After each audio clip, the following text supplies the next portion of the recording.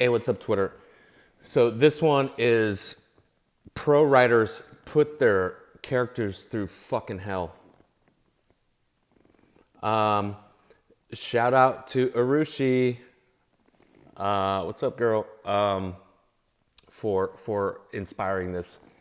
I never talk about writing. You know what I mean? I just don't. Like, I talk about strategy always, but I don't know. I thought maybe I should take a break and talk about the writing process a little bit. Like, not as a pro, like not as a here's how to be successful, or I'm a guru, or none of that. Just to tell you my story, you know. And I agree with that. I think that's probably, and I've seen big pros talk about this and say, like, people aren't putting their characters through fucking hell. Why not? Like it kind of feels like they kind of they start the journey, blah blah, like it's kind of like an ordinary day, da da da, like blah blah blah, and then the end, like whatever, like no one is gonna give a fuck about that story. You got to put your characters through fucking hell. And this is a note that I was given by my first agent, and they weren't giving me this note as if I don't do it. They're just reminding me, like, and they said, throw rocks at the character, try to fucking destroy them. Oh, that makes it harder. Yes, it does. It does make it harder. Because how the fuck are you going to get them out of that? Like, you're creating all these problems for them. Yeah, you're creating problems to then fix them. And yeah, that makes for hard writing. It just does. But it's necessary.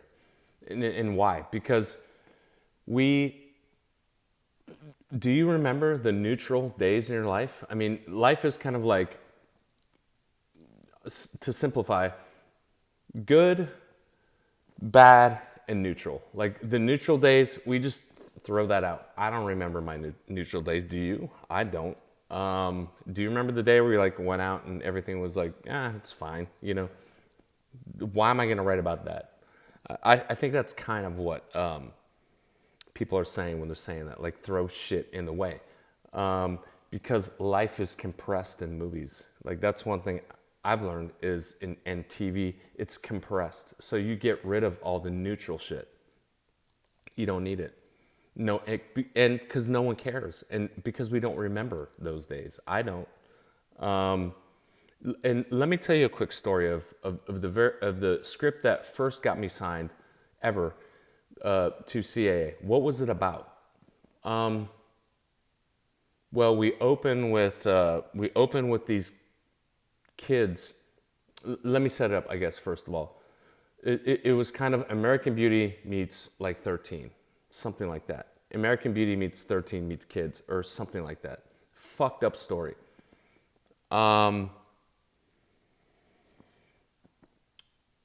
We open up on this rich ass family. They're driving a Mercedes, across the fucking Golden Gate Bridge or whatever, and we don't know where they're going. And they're picking up their kid from rehab, and it's basically like, let me move on. So essentially, the story is it's a story of a father commits suicide, and how does the family deal with it?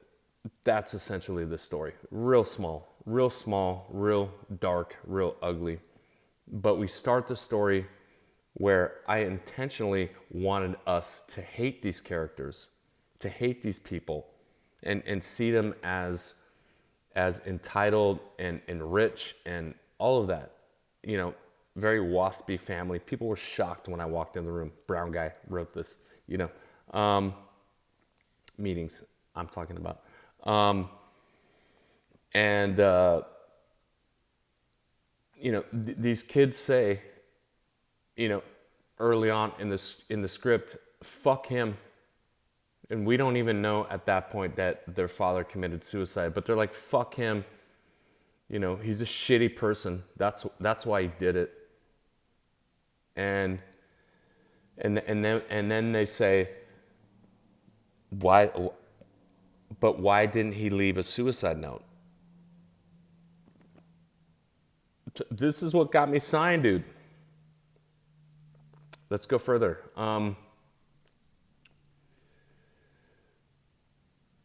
And they're doing drugs while they're talking about this. They're doing coke and shit, and they're like, I can't feel my teeth. I'm high as fuck, And one of the kids, like the lead kid, he's like a 15-year-old kid. He's like pissing against the wall and shit and high as fuck. And they're talking about this. They're talking about like, why the fuck didn't our dad leave a suicide note? And then they say, whatever, fuck him. He was a shitty person. I'm going to be high as fuck at the funeral. And I'm not even going to look at his face. Fuck him. Right? And then so we move through the story and we peel it away layer by layer. And we realize at a certain point, they do give a fuck. And there's probably a lot of people who pulled out before we got to that point, thinking this family is a disaster, fuck them, I'm out. Probably, a lot of people did, I'm sure. But the people who stuck around started peeling the layers away and started realizing like there's more to this. And there's some dark moments. I know this isn't really making sense, but there's some dark moments where the daughter like sucks the dick of the mother's like live-in like boyfriend who's mooching and using her and all this kind of shit. Sucks his dick, and there's a scene where she comes in and shows her mother, here's your boyfriend's cum on my semen on my nightgown, and it's kind of a fuck you to her mother. That's what got me signed, dude. Not playing it safe is my point. And then at the end of it, we've seen the 15-year-old kid have a gun throughout it, and he at this point, at the ending, talking about obstacles and trying to destroy your characters. That's what I would say. Try to fucking destroy them and let them get over it, and find ways around it. At the end of it, they've lost everything. They've lost their house. All the money's gone. All of their life is in ruins, and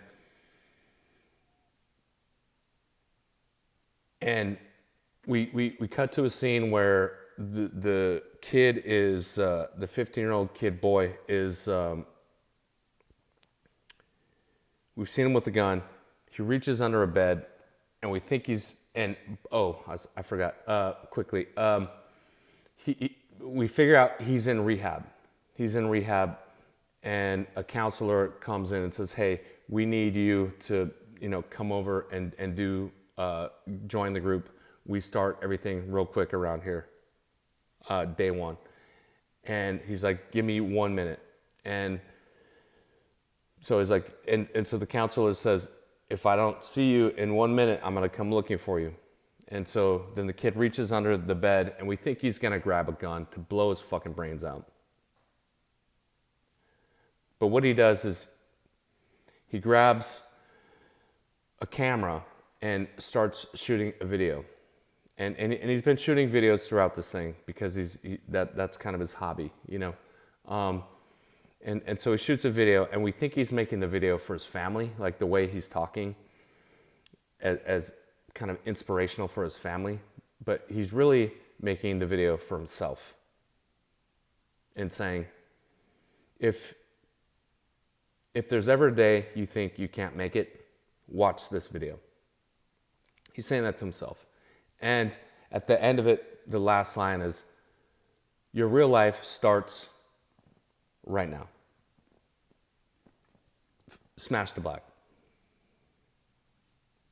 I had a producer tell me this is the bleakest thing I've ever read. And I took that as a compliment. But that producer missed the point. But other people got the point, you know. The point was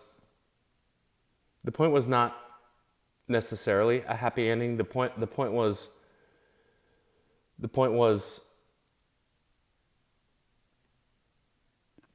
they've lost everything, but they've gained the most important thing, which is hope.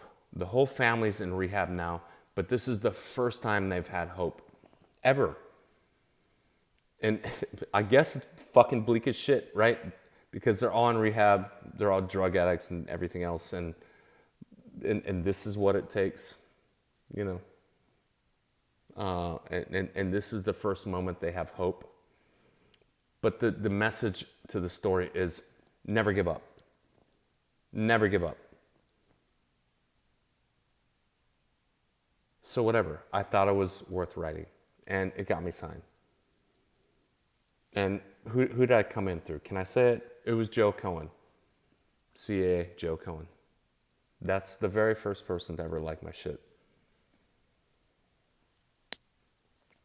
So writing is not about being nice and friendly and all this kind of shit.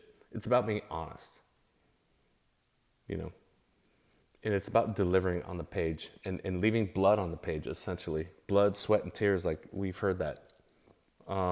So fucking try to destroy your characters. And again, that's what my first agent told me. Throw fucking rocks at your characters. Try to kill them. You know, do your best to destroy them.